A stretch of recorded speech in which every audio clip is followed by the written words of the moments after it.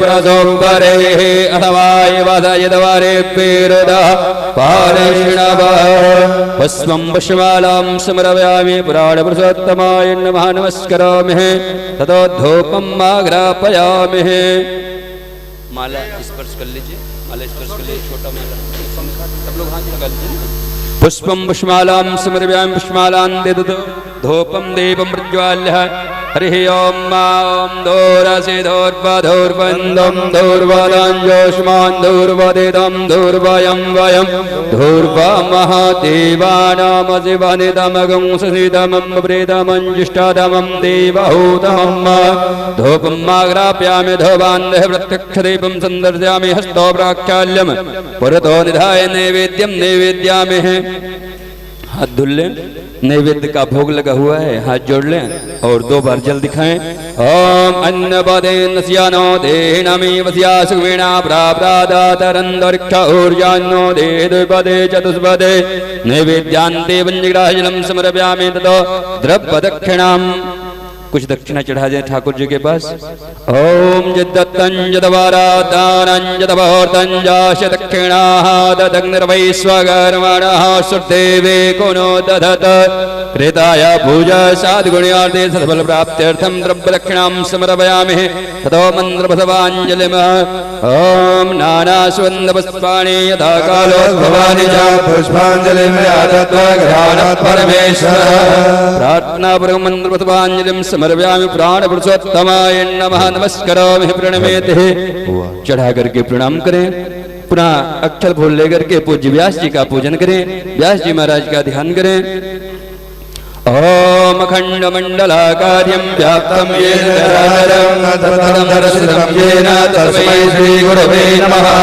व्यासाय नमः रूपाय व्यासरूपाय विष्णवे नमो वै विशिष्टाय विशिष्टाय नमो नमः। श्री सद्गुरुचरणकमलेभ्यो नमः। व्यासाय नमः नमस्करोमि। चढ़ा करके प्रणाम करें।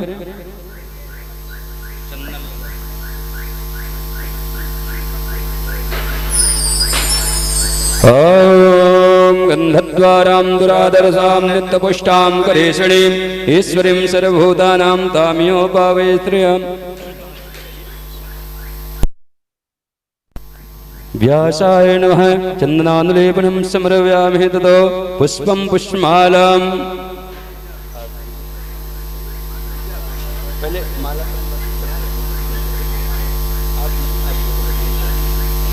ओम माल्यादीन सुगंधेन मालित्यादीन वय प्रभो मया हितानि पुष्पाणि पूजार्थं प्रतिगृह्यताम्। पुष्पं पुष्पमालां समर्पयामि ततो द्रव्यदक्षिणां समर्पयामि द्रव्यदक्षिणान्ते ततो आरार्तिक्यं प्रज्वाल्यः। आप सभी लोग जो भी मंच के समीप बैठे सभी लोग अपने अपने स्थान पे खड़े हो जाएंगे। पूज्य ठाकुर जी की आरती होने जा रही है, आप सभी लोग खड़े हो जाएं अपने अपने स्थान पर। ओम ज्वालामाल्ये नमः रत्नेश्वर्यै नमः सर्वोपचारार्थे गन्धक्षतस्वाणि समर्पयामि।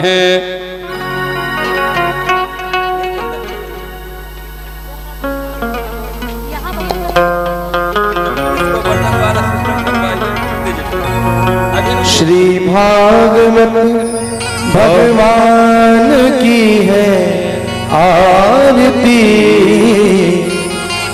पापियों को पाप से है तारती। श्री भागवत भगवान की है आरती पापियों को पाप से है तारती। श्री भागवत भगवान की है आरती पापियों को पाप से है तारती। श्री भागवत भगवान की है आरती पापियों को पाप से है तारती। ये अमर ग्रंथ ये मुक्ति पंथ ये पंचम वेद निराला नवज्योति जगाने वाला। ये अमर ग्रंथ ये मुक्ति पंथ ये पंचम वेद निराला ज्योति जगाने वाला। हरि नाम यही हरि धाम यही हरि नाम यही हरि धाम यही हरि नाम हरि नाम यही, नाम यही हरि धाम यही, जग के मंगल की आरती, पापियों को पाप से तारती, श्री भागवत भगवान की है आरती, पापियों को पाप से है तारते। बड़े भाव से ताली से भगवान की आरती करें। बोले भागवत भगवान की।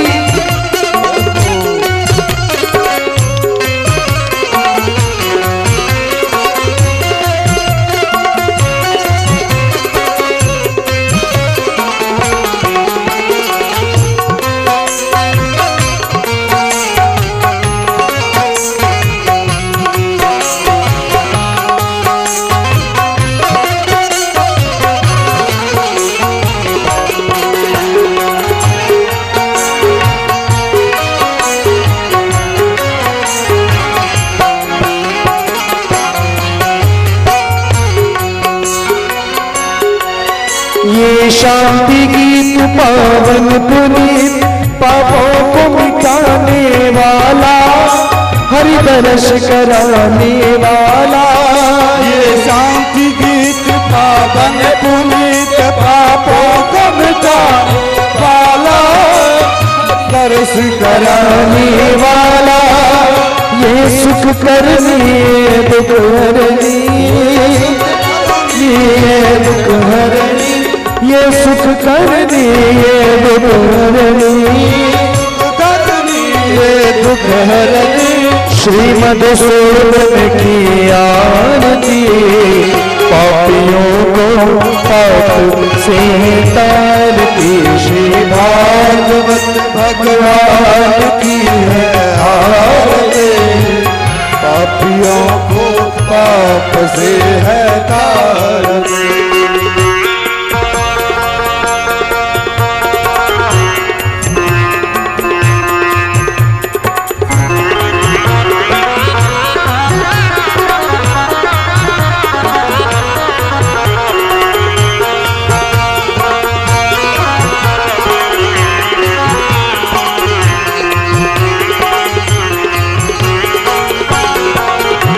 ये मधुर बोल मधुबंद को सन्मार्ग दिखाने वाला, बिगड़ी को बनाने वाला। ये मधुर बोल मधुबंद को मार्ग दिखाने वाला, बिगड़ी को बनाने वाला। श्री राम यही घनश्याम यही, राम यही घनश्याम यही, राजा राम यही राधे श्याम यही।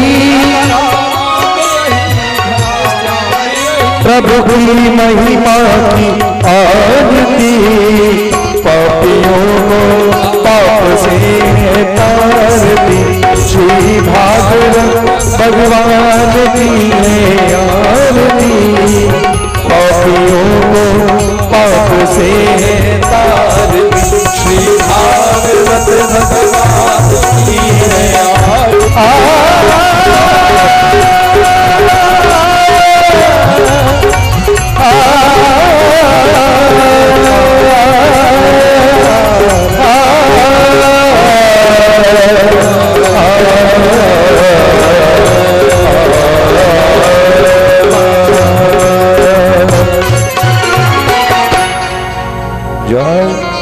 जलेन शीतलीकरणं स्वेदेहवन्दं मारार्तिग्रहणं दैवाभिन्नं शय्यात्मनं ग्रहणं मंत्रपदवाञ्जलिम्। ऐसे भगवान को हाथ से दिखा करके आरती वहीं रख दें। ततो मंत्रपदवाञ्जलिम्, वहीं सामने नीचे रख दें आरती की थाली। ततो मंत्रपदवाञ्जलिम्। ओम नानास्वन्धवस्वाणे यथा कालोद्भवानि च पुष्पाञ्जलिरमयलत्वग्रहण परमेश्वर। प्रार्थनावर मंत्रपदवाञ्जलिं समर्पयामि नमस्करामि प्रणमेत्। चढ़ा करके प्रणाम करें। बोले श्रीमद् भागवत महापुराण की जय हो। बोले हनुमान जी महाराज की जय। बोले व्यास जी महाराज की जय हो। सभी लोग अपने अपने स्थान पे बैठ जाएंगे।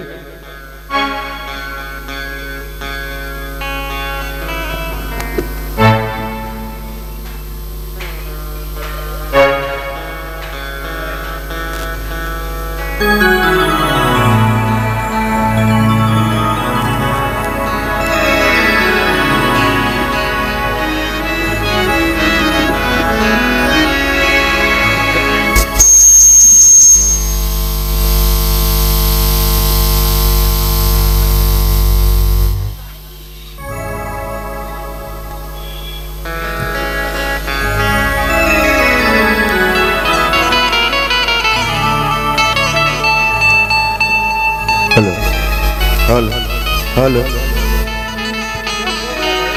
हल हल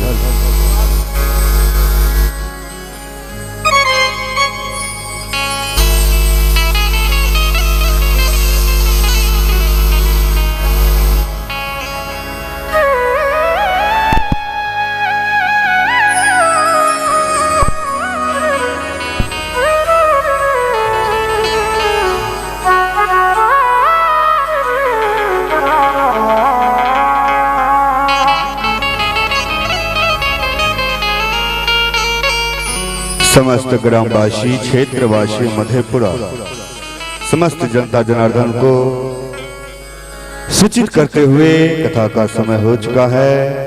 आप अपने कार्य से निवृत्त होकर के कथा पंडाल में आने का कष्ट करेंगे। अवध धाम से पधारे कथा व्यास परम पूज्य निशु भरद्वाज गोपी जी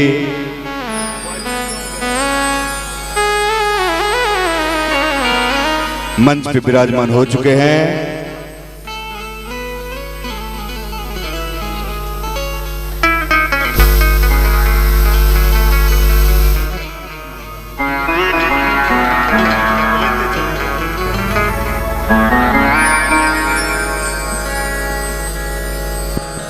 समस्त माता बहने, भैया और बाबूजी, जहां तक कि मेरी आवाज आ रही है, आप लोग समस्त ग्रामवासी, क्षेत्रवासी से सूचित करते हुए कथा पंडाल में आने का कष्ट करेंगे।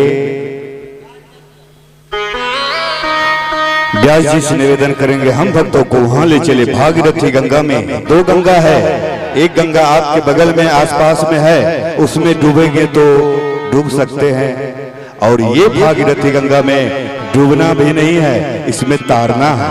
इस भागवती गंगा में आप लोगों को अपने मन तन मन को तारना है। इसीलिए आप समस्त ग्रामवासी, क्षेत्रवासी को सूचित करते हुए आप अपने कार्य से निवृत्त होकर के कथा पंडाल में आने का कष्ट करेंगे। व्यास जी जय श्री राम समय को ध्यान में रखते हुए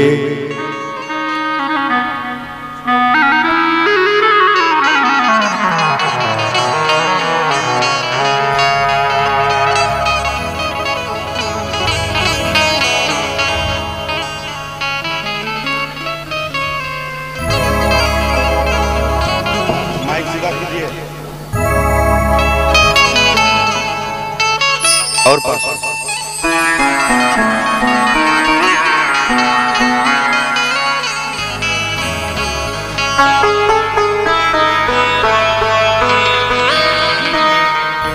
श्री राधे,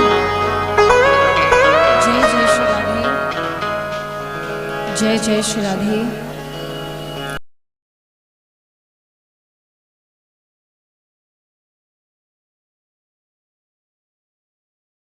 राधे, जय जय श्री राधे, जय जय श्री राधे। इधर वाला बोल रहा है, इधर वाला बोल रहा है, ये नहीं। श्री राधे, राधा राधे, जय जय श्री राधे, जय जय श्री राधे, राधे जय जय श्री राधे, जय जय श्री राधे, राधे जय जय श्री राधे, जय जय श्री राधे, जय जय श्री राधे।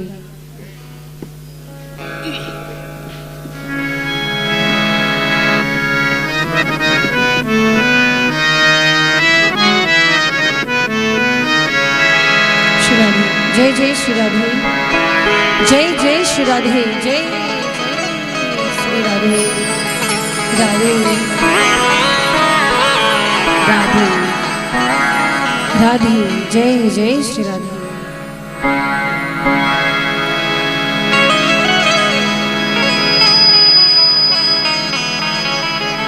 श्री राधे,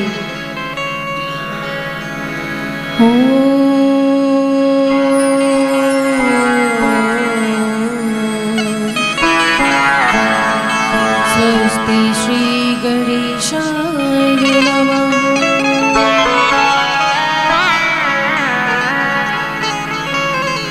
श्री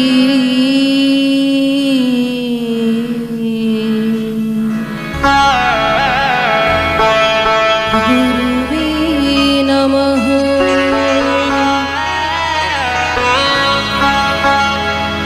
वागीशाद्या सुमनसः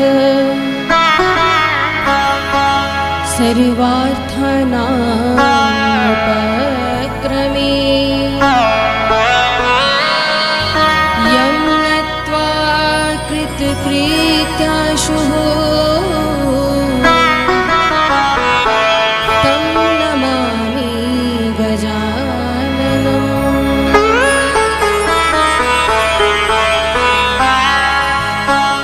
अखण्डमण्डलाकारम्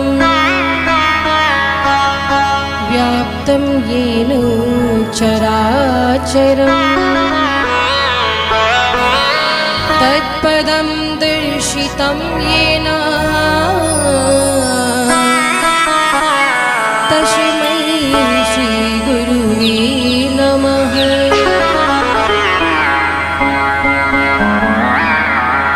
मङ्गलं कौशलेन्द्राय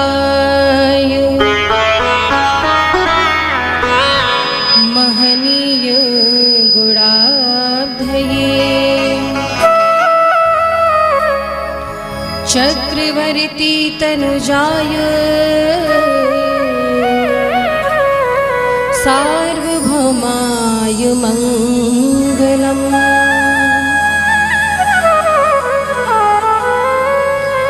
जय जय श्री राधा रमण, जय जय नवल किशोर, जय गोपी चित चोर प्रभु, जय जय माखन चोर। अतुलित बलधामं हेमशैलाभदेहम् धनुजवन कृशानुं ज्ञानिनामाग्रगण्यम् सकलगुणनिधानम् वानराणामधीशम्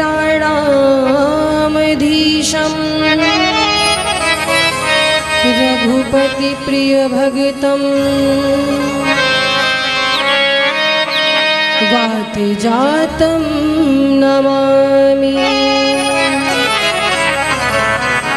बोलिए वृंदावन बिहारी लाल की जय, श्रीमद्भागवत महापुराण की जय, बोली राधे रानी सरकार की जय, हनुमान जी महाराज की जय, बोलिए सुखदेव जी महाराज की जय, जय जय श्री राम।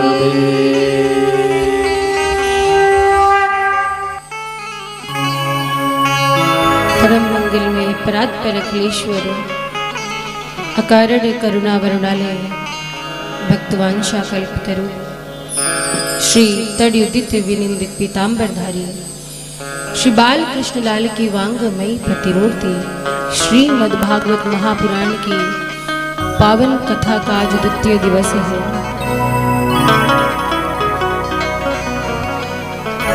आप सभी भगवत भक्तों इस ज्ञान गंगा में गोते लगा करके अपने जीवन को धन्य बना रहे हैं।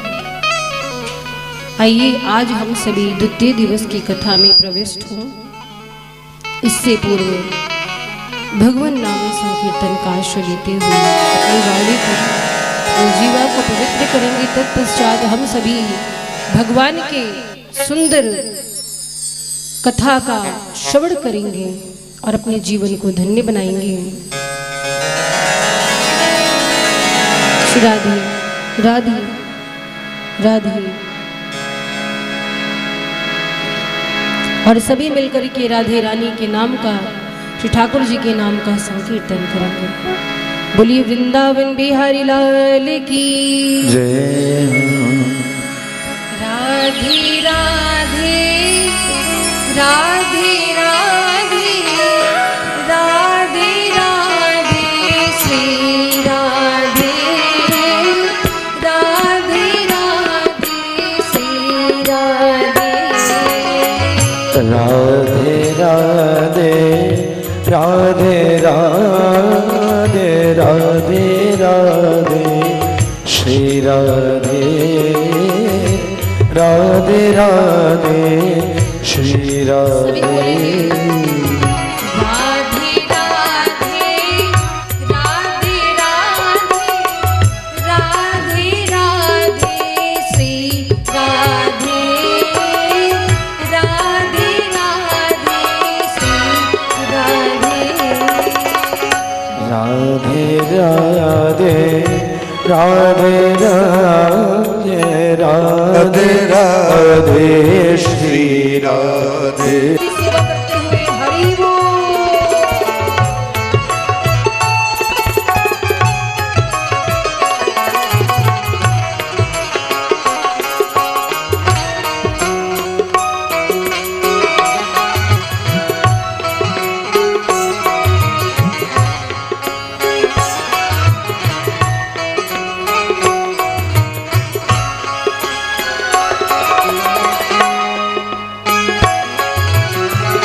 राधे राधे राधे राधे राधे राधे श्री राधे राधे राधे राधे राधे राधे राधे श्री राधे राधे राधे राधे राधे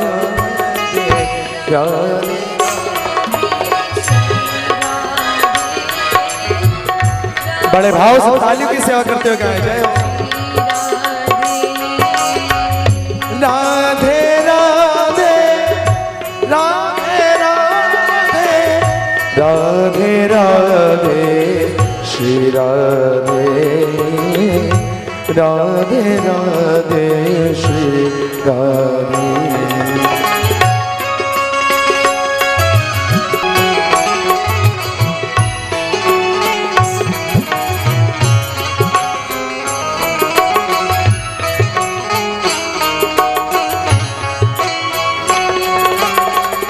राधे राधे राधे राधे राधे राधे श्री राधे राधे राधे राधे राधे राधे राधे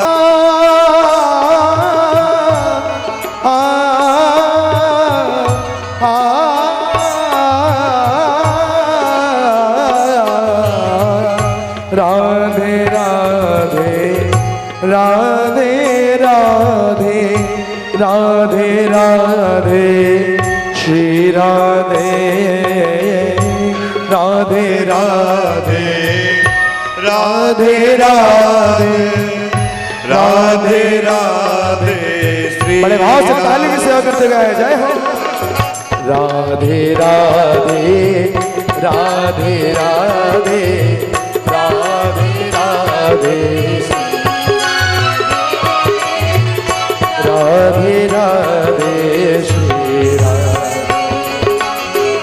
राधे राधे राधे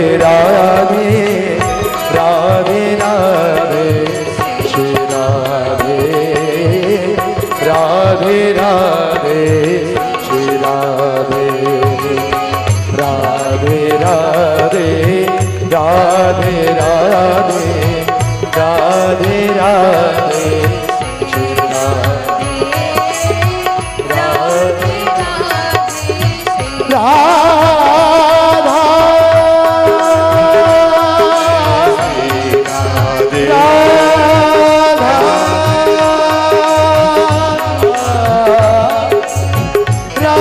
राधा राधा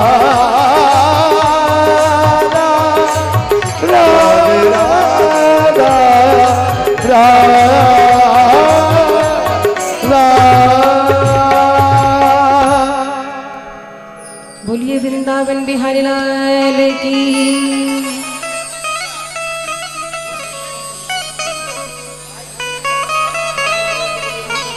कल कथा के प्रथम दिवस में महाराज भगवान की कथा जो है ना वो जीवन को बदलने वाली है। मैं ज्यादा बड़ी बात तो नहीं कर रही, लेकिन इतना तो गारंटी के साथ मैं कह सकती हूँ, यदि आपने 7 दिनों तक शुद्ध मन से नियम से भगवान की इस कथा को सुन लिया और अपने जीवन में उतारने का प्रयास कर लिया, तो गोविंद की ऐसी कृपा होगी, आप स्वयं अपने जीवन में एक परिवर्तन महसूस करेंगे। जीवन न बदल दे तो कहिए, ये ऐसी कथा है, लेकिन इसमें भी थोड़ी सावधानी है। आप कथा में बैठो, एक दिन आओ दूसरे दिन नहीं आओ, ऐसा नहीं, नियम से सुनना है।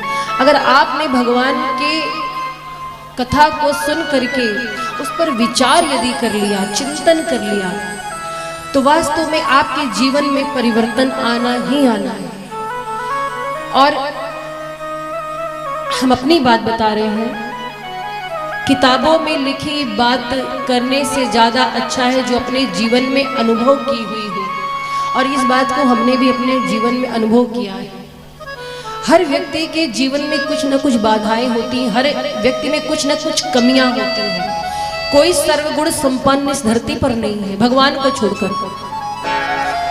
किसी में कुछ अच्छा है तो कुछ गड़बड़ी है, तो कुछ ना कुछ समस्याएं सभी के साथ हैं। तो इन 7 दिनों में हम कम से कम इस चीज का आकलन करें कि हमारे अंदर कमियां क्या है। दूसरा कोई बताए इससे पहले हम स्वयं चिंतन करें, और आपको आपसे ज्यादा कोई नहीं जान सकता। अकेले में बैठकर विचार करना, जब भी कथा सुन के जाना, ठीक है रात हो जाए नहीं समय मिले कोई बात नहीं, भोजन बनाना, अपने परिवार वालों को भोजन पवाना, शयन करना। अब सोते समय तो सबको थोड़ा बहुत तो टाइम मिलता है, ये तो मुझे पता है। बहुत से लोग सोने से पहले मोबाइल चलाते हैं, रील्स देखते हैं, कुछ लोग टीवी देखते हैं, कुछ लोग बातें करते हैं। तो उसी में से आधे घंटे का, ज्यादा नहीं आधे घंटे का समय निकालना, और आप कथा में जो सुने हैं एक बार उस पर चिंतन करना, विचार करना। आप यकीन मानिए, जिस दिन से आपने उस पर मनन करना आरंभ कर दिया, चिंतन करना आरंभ कर दिया, आपके स्वभाव में धीरे धीरे परिवर्तन आएगा। लेकिन ये तभी होगा जब आप स्वयं बदलना चाहेंगे। किसी को कोई नहीं बदल सकता जब तक इंसान खुद से ना बदलना चाहिए। तो इस बात का संकल्प करो कि हे गोविंद, हम नियम से आपकी कथा को सुन रहे हैं, बस इतनी कृपा करना कि आपके चरणों में मेरी निष्ठात्मक प्रीति हो जाए और हमारे जीवन में कुछ परिवर्तन आ जाए। मैंने पहले भी कई बार निवेदन किया, आज भी मैं निवेदन कर रही हूँ, कथा श्रवण का मुख्य उद्देश्य क्या है, हम यहाँ पर कथा सुना रहे, कारण क्या है। कोई बोले देवी जी आप दक्षिणा लेकर कथा करती है, दक्षिणा लेकर बहुत सारे कार्य होते हैं। कोई भी व्यवसाय बिना पैसे के होता है, बताओ आप बताओ। कोई दुकान खोल करके रखा है, वो अपना कर्म कर रहा है, व्यवसाय कर रहा है, लेकिन कथा का उद्देश्य क्या है। दक्षिणा तो बहुत सी चीजों में मिल जाता है, बोलिए मिलता है कि नहीं। बहुत सी जॉब है, नौकरियां हैं, लेकिन कथा में ही मुझे अपनी मैं बात बता रही हूं, मुझे आनंद क्यों आता है। सबसे पहला तो मैं ये आपको बताना चाहूं कि ये कथा स्वांतः सुखाय के लिए है, अपने सुख के लिए। हम दूसरों को कथा उनके सुख के लिए बाद में सुनाते, पहले तो अपने सुख के लिए सुनाते हैं।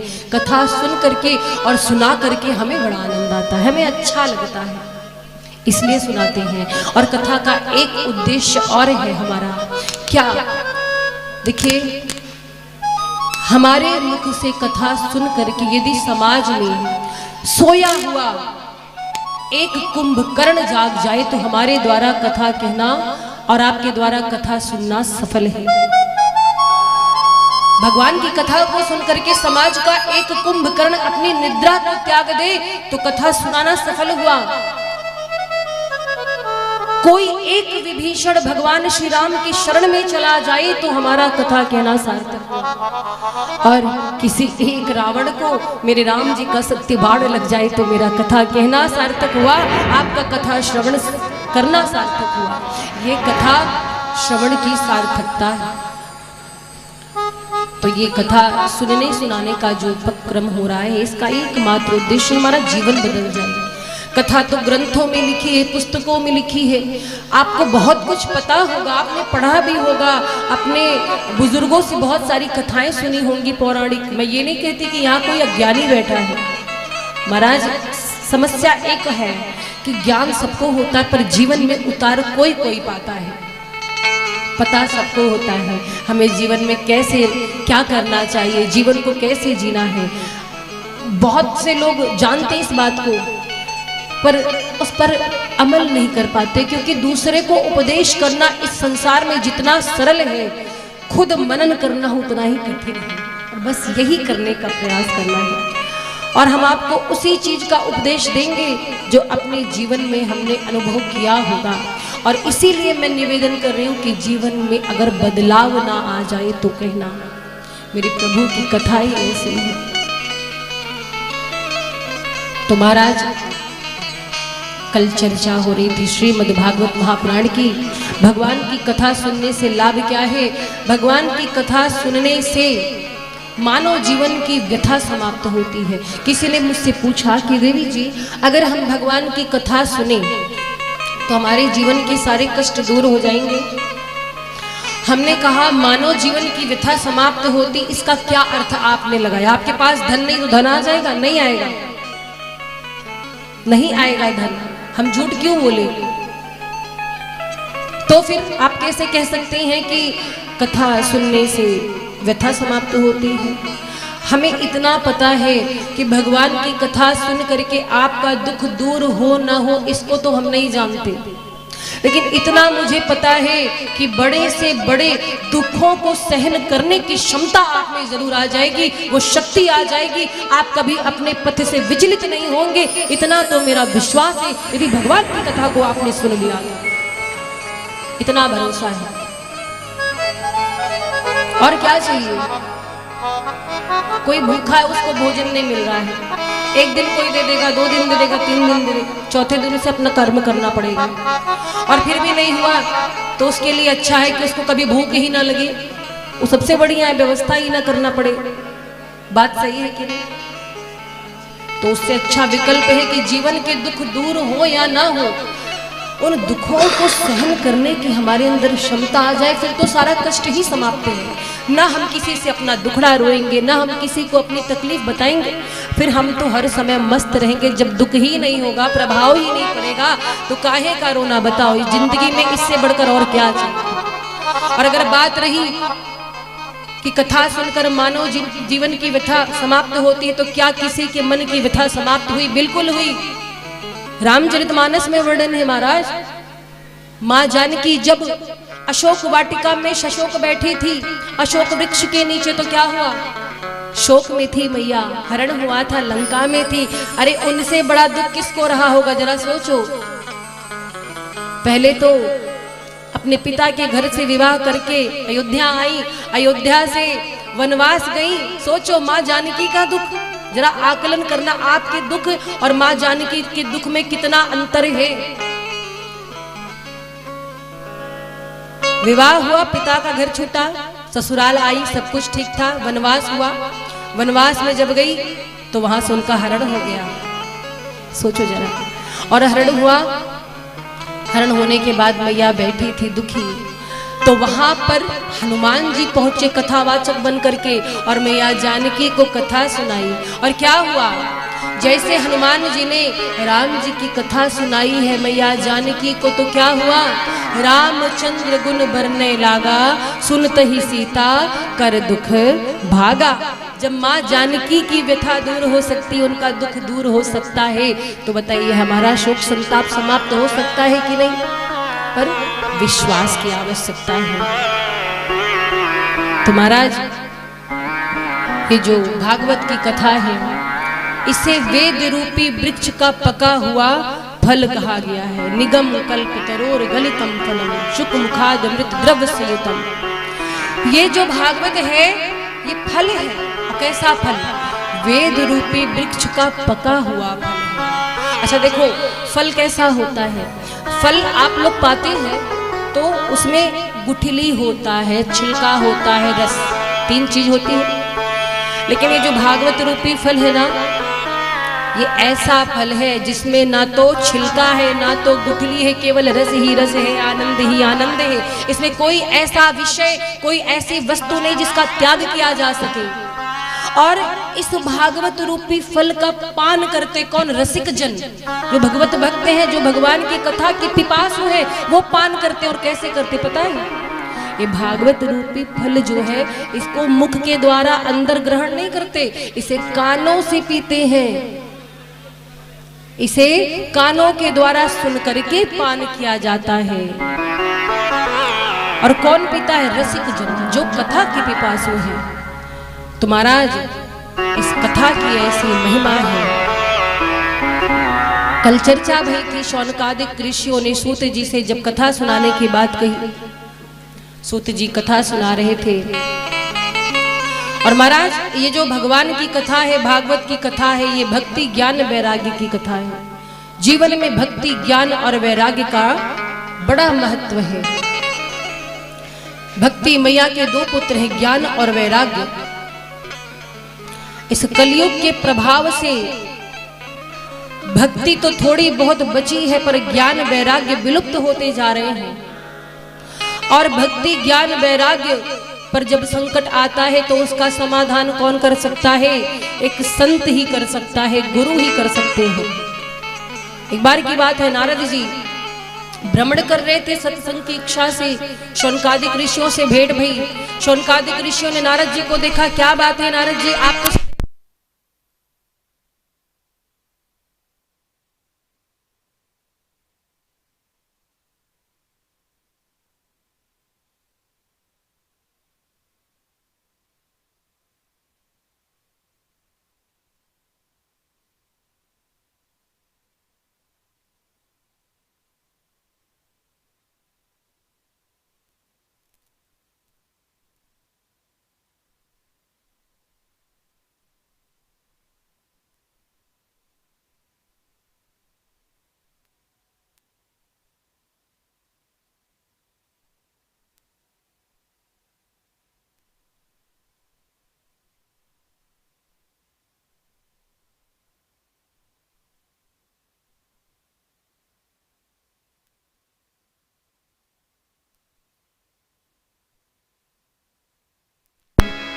श्री राधे, जय श्री राधे, श्री राधे, जय जय श्री राधे। तो महाराज नारद जी बड़े दुखी दिखाई दिए। शौनकादिक ऋषि ने पूछा, नारद जी आप तो संत हैं, आप तो सदैव वीणा लेकर के भगवान का गुणगान करते रहते हैं, मुस्कुराते रहते, आज आपके जीवन में दुख कैसे आ गया? आप इतने दुखी क्यों दिखाई दे रहे हैं? तो नारद जी ने बताया कि संसार में कलयुग का ऐसा प्रभाव हो गया है, पाप बढ़ जा रहा है, छोटे अपने बड़ों का सम्मान नहीं कर रहे हैं, भक्ति मात्र दिखावे के लिए रह गई है, आडंबर हो रहा है, धर्म कर्म केवल नाम के लिए रह गया है, लोग अंदर से कुछ और बाहर से कुछ और हो गए हैं, इसलिए मुझे दुख होता है। और नारद जी ने अपने मन की व्यथा बताई शौनकादिक ऋषियों को कि मैं वृंदावन धाम में गया, वहां पर भक्ति मैया को देखा, अपने पुत्र ज्ञान और वैराग्य के साथ विलाप कर रही थी। भक्ति तो बिल्कुल युवती है, पर उनके पुत्र बूढ़े हो गए, ज्ञान वैराग्य, क्या करूं, कैसे उन्हें स्वस्थ करूं? शौनकादिक ऋषियों ने कहा भक्ति ज्ञान वैराग्य को यदि स्वस्थ करना है तो भागवत की कथा सुनानी पड़ेगी।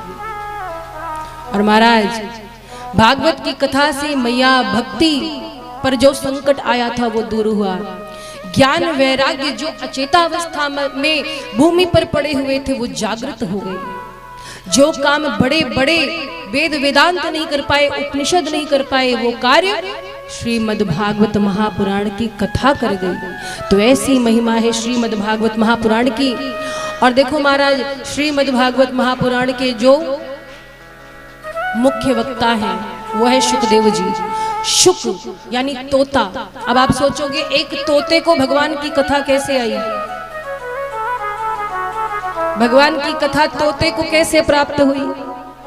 देखो एक बार की बात है, ध्यान से सुनिएगा। एक बार की बात है, नारद जी भ्रमण कर रहे थे। तो भ्रमण करते समय कैलाश की ओर से जब वो निकले तो देखा माता पार्वती और भगवान भोलेनाथ बड़े प्रेम से बात कर रहे हैं। नारद जी ने सोचा इनका गृहस्थ जीवन बड़ा अच्छा है, बड़ा सुखमय, इन दोनों में कभी झगड़ा नहीं होता। भोले बाबा और पार्वती मैया में कभी झगड़ा नहीं होता, क्यों ना आज थोड़ी लड़ाई करवा दूं। नारद जी ने क्या किया, प्रतीक्षा करने लगे कि भोले बाबा यहाँ से कहीं निकले घूमने के लिए, तब अपना काम चालू करें। भोले बाबा जैसे गणों के साथ गए विचरण करने, वैसे ही नारद जी आए। नारायण नारायण। अब करताल बजाते पहुंचे नारद जी, बोले माता प्रणाम। पार्वती मैया कहती आइए देव ऋषि नारद, आपका स्वागत है, और बताइए क्या हाल चाल है। बोले मैया सब तो ठीक है, लेकिन एक बात हमें अच्छी नहीं लगती। क्या? बोले भोले बाबा आपसे प्रेम नहीं करते। माता पार्वती बोली ये कैसे कह सकते हैं, हमारे पति हमसे बहुत प्रेम करते हैं। नहीं मैया, जो पति अपनी पत्नी से प्रेम करता है वो अपनी पत्नी से झूठ नहीं बोलता, कुछ छुपाता नहीं है। अब तो महाराज पार्वती मैया तुरंत भड़क उठी, बोले क्यों, भोले बाबा ने मुझसे कुछ छुपाया है, क्या झूठ बोला है। नारद जी सोचे अब हमारा असर हो रहा है, हमने जो चिंगारी लगाई असर कर रही है। और माताओं का तो स्वभाव होता है बड़ी जल्दी दूसरे के कहने में आ जाती है, ये गलत बात है। कोई आके भड़का दे तुरंत भड़कना नहीं चाहिए। पार्वती मैया भी बातों में आ गई। बताइए नारद जी कैसे आप ये बात कहते हैं। नारद जी कहे मैया मैं कुछ झूठ नहीं बोलूंगा, मैं तो आपके भले के बारे में सोच रहा हूं। आप एक बात बताइए, भोले बाबा अपने गले में किसकी माला धारण करते, कभी बताया हम मुंड माल धारण किए, बताओ किसकी, आपको रहस्य मालूम है। पार्वती मैया बोली नहीं हमको तो नहीं पता। बोले बस यही तो बात है, प्रेम करते तो बताते ना। अब महाराज इतना कह के नारायण नारायण कहते नारद जी निकल गए, उनका तो काम हो गया। फिर क्या हुआ, भोले बाबा विचरण करके जब लौटे, माता पार्वती का मुंह फूला गुस्से से। और जब पत्नी गुस्सा होती है तो समझ लीजिए क्या हाल होता है, न खाना न पानी, कुछ नहीं पूछे, बैठ गई उधर मुंह करके। भोले बाबा कहते हैं देवी कुछ बोलती क्यों नहीं। पार्वती मैया कहती क्या बोलूं, आप बहुत झूठ बोलने लगे। भोले बाबा कहते हैं मैंने आपसे कौन सा झूठ बोला, आप बहुत झूठ बोलते हैं, आप मुझसे आजकल बातें छुपाने लगे हैं। भोले बाबा ने चारों तरफ देखा, बोले नारद आए थे क्या यहाँ? पक्का नारद तो आए थे, कुछ तो ऐसा हुआ है। पार्वती मैया कहती वो बात छोड़िए, पहले बताइए आपने अपने गले में किसकी माला धारण की, आज तक बताया। भोले बाबा हंसने लगे, बोले देवी ये तो तुम्हारी ही मुंडों की माला है। बोली मेरे मुंडों की माला? बोले हाँ ये सब तुम्हारे ही शीश हैं। कैसे? बोले जितनी बार आपने शरीर त्याग किया, आपके स्मरण में मैंने उस शीश को पिरो करके अपने गले में पहन लिया। अब तो पार्वती मैया और क्रोधित हुई, बोली हर बार मैं ही क्यों मरती रही, आप क्यों नहीं मरे, हर बार मेरा ही शरीर क्यों छूटा। भोले बाबा कहते हैं हमें तो अमर कथा पता है, आप अमर कथा नहीं सुनी है इसीलिए आप बार बार मरती हैं। तो क्या अमर कथा सुनने से इंसान मरता नहीं है? बोले नहीं। बोली हमको भी सुनना है अमर कथा। भोले बाबा कहे ऐसे थोड़ी सुनाया जाता है, उसका नियम होता है। नहीं नहीं मुझे सुनना है। भोले बाबा कहे ये एकांत स्थान पर सुनाना होगा, लेकिन बड़ी सावधानी होती है। कथा तो मैं सुनाऊंगा लेकिन देवी बड़े ध्यान से सुनना। बोली हाँ मैं सुनूंगी। अब महाराज कथा श्रवण की तैयारी हुई, एक गुफा में पहुंचे। भोले बाबा एक ऊंचे से आसन पर बैठे और मैया पार्वती नीचे बैठी। भोले बाबा ने कहा, देखो देवी, कथा तो मैं सुना रहा हूँ, और जब मैं भगवान की कथा सुनाता हूँ ना, तो एक बड़ी विचित्र बात है मेरे साथ। क्या? बोले, मैं आंख बंद कर लेता हूँ, मैं भाव विभोर हो जाता हूँ, फिर मैं ये नहीं देखता कि सामने वाला सुन रहा है कि बतिया रहा है आपस में। तो ध्यान रखो, जब मैं कथा सुनाऊंगा तो तुम्हें बीच में संकेत देना पड़ेगा कि तुम कथा सुन रही हो। बोले, ठीक है प्रभु, मैं बोलूंगी स्वामी, स्वामी, और इस तरह से आप जान जाइएगा कि मैं कथा सुन रही हूँ। भोले बाबा ने कहा, ठीक है। मंगलाचरण किया, कथा सुनाना आरंभ। कुछ देर तो पार्वती मैया बड़े ध्यान से सुनी, जैसे आप लोग थोड़ी देर ध्यान से सुनते हो। फिर कब आई बहन, टाइम मिला कि नहीं मिला? अरे क्या बताऊं, कल तो मैं आ ही नहीं पाई, बरसात होने लगी थी, आज समय नहीं है, तमाम बातें होने लगती हैं, ये आप ही लोग की बात हो रही है, तो वो काम नहीं करना महाराज। मैया बैठकर कथा सुन रही है, भोले बाबा कथा सुना रहे हैं। अब मैया बीच बीच में बोलती हूँ स्वामी। अब भोले बाबा तो नेत्र बंद किए, उन्हें क्या पता, उन्हें लगा सुन रही थी। धीरे धीरे धीरे धीरे समय बीता। माता पार्वती को उबासी आई, नींद आने लगी। तब तक वहां पर एक शुक आकर के भोले बाबा के पीछे बैठ गया। यही शुकदेव जी हैं, शुक रूप में आए, बैठे पीछे। कथा सुनी, चित्त कथा में लग गया। देखो, जरूरी नहीं है कि भक्ति करने के लिए हमारे पास मनुष्य तन हो। अब विचार करो, शुक रूप में है, फिर भी देखो कथा के प्रति आकर्षण, लगाव कैसा है। शुक रूप में है, कथा को ध्यान से सुनने लगी।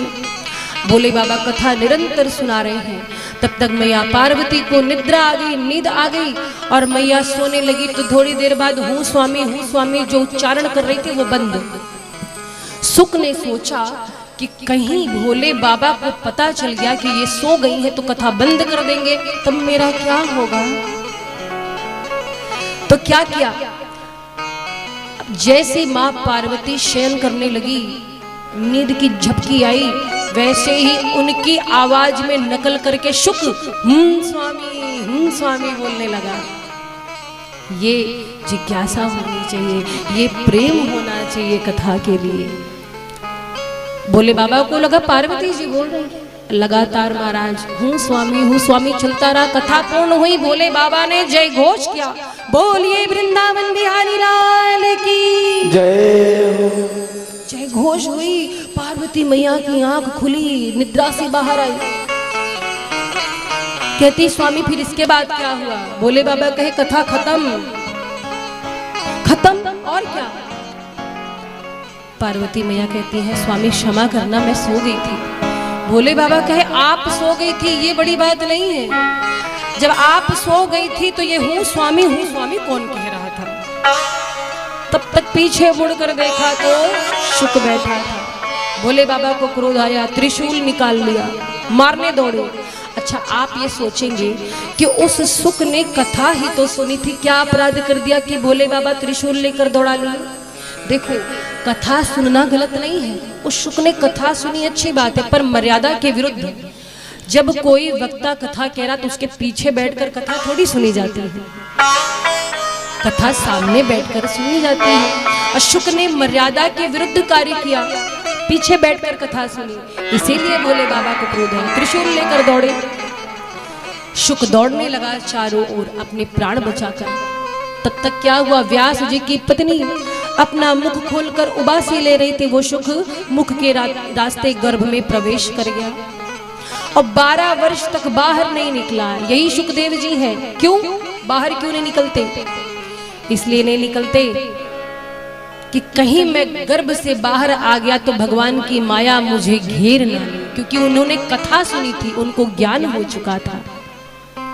तो महाराज ये शुकदेव जी माता के गर्भ में 12 वर्ष तक रहे और इनके लिए क्या कहा जाता है, इनके जैसा संत इस धरती पर कोई हो ही नहीं सकता। कैसे संत हैं? भागवत में कहा गया है शुकदेव जी के विषय में, यम प्रवजंत मनुपेतम पेत कृत्यम द्वैपायनो विरह कातर आजुहाव पुत्रेति तन्मयतया तरो अभिनेदु तं सर्वभूत हृदयं मुनिमानतोस्मि।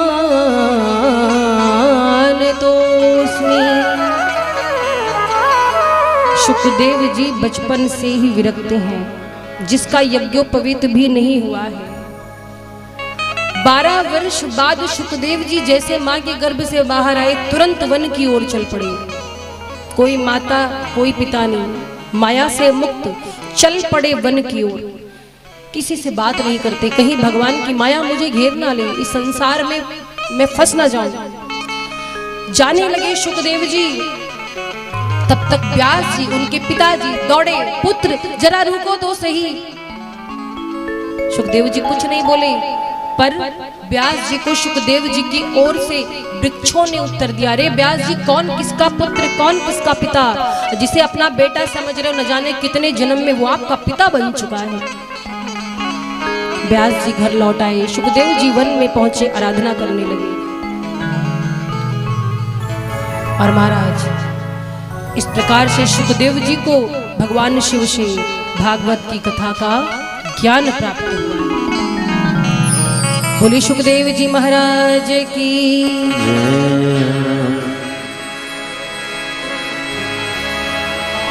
एक बात याद रखना महाराज, जीवन में जब भगवान की कृपा होती है, भगवान कृपा करते हैं, तो हमारा मन खुद दुनिया से दूर होने लगता है। ये लिख लीजिएगा, हमारा मन व्यर्थ की बातों में खुद ही नहीं लगता है। जितनी देर हम दूसरों से बैठकर बातचीत करते हैं, उतनी देर में हमारा मन विकल हो जाता है कि थोड़ी देर हम भगवान का भजन ही सुन लिए होते, भगवान का भजन ही कर लिए होते। तो ये प्रभु की कृपा है महाराज, जब भगवान कृपा करते हैं तो मन संसार से धीरे धीरे हटने लगता है। और जब भगवान की कृपा होती है तो चिंता अपने आप दूर होने लगती है। कोई चिंता ना जद मारे सिर पे शाम धड़ी रोहा, कोई चिंता ना, कोई चिंता ना जद मारे सिर पे शाम धड़ी रोहा, कोई चिंता ना। तालियों की सेवा करते हुए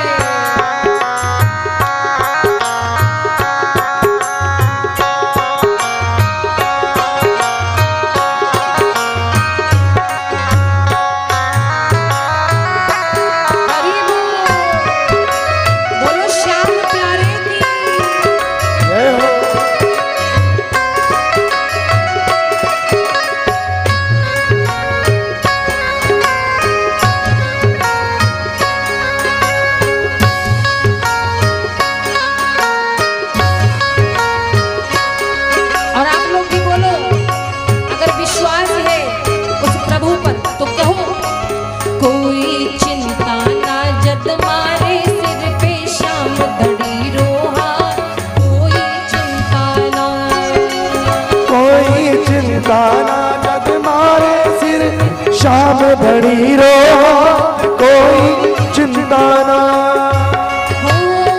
दिन दुखीरी बाट बिचारे, दिन दुखीरी बाट बिचारे, दीनानाथ कोई चिंता ना, कोई चिंता ना जब मारे सिर रो, शाम धड़ी रोहा, कोई चिंता ना।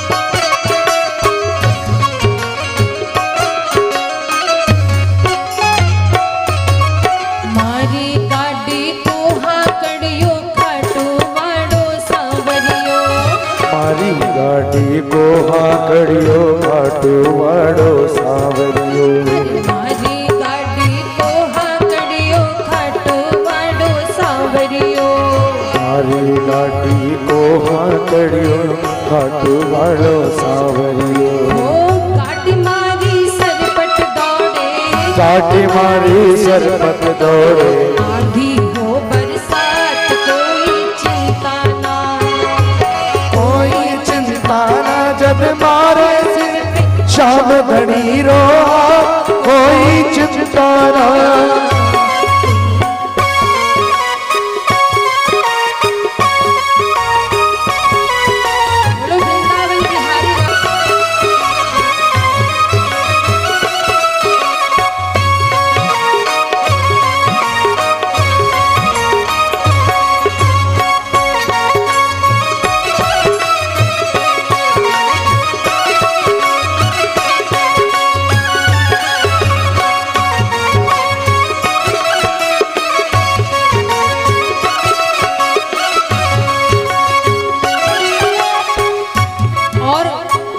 बात है क्या कलयुग माही भक्ता ने तो बड़ियो सहारा शाम को कलयुग माही भक्ता ने तो बड़ो सहारो शाम को कलयुग माही भक्ता ने तो बड़ो सहारो शाम को कलयुग माही भक्ता ने तो बड़ो सहारो शाम को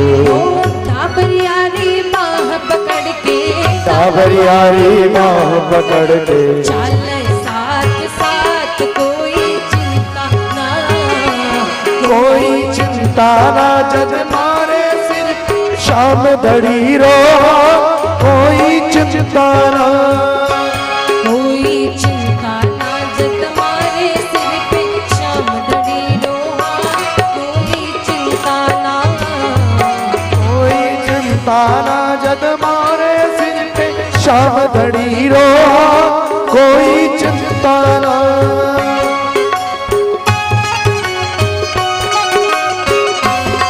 दोनों हाथ उठा करके बिल्कुल सीधे बोलो खाटू नरेश की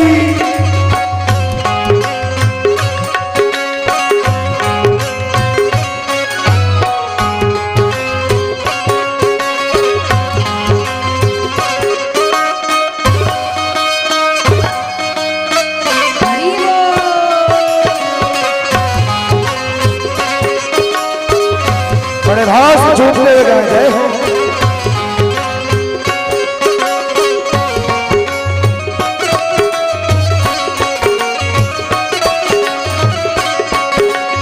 जय हो